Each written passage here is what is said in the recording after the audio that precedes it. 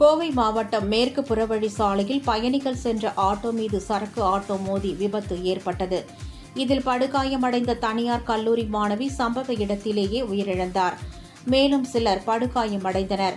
காயமடைந்தவர் உடனடியாக மீட்கப்பட்டு சிகிச்சைக்காக அருகில் உள்ள மருத்துவமனைகளுக்கு அனுப்பப்பட்டனர். தகவல் அறிந்து சம்பவ இடத்திற்கு வந்த காவல்துறையினர் மாணவியின் சடலத்தை மீட்டு உடற்கூறு ஆய்விற்காக அரசு மருத்துவமனைக்கு அனுப்பி வைத்தனர்.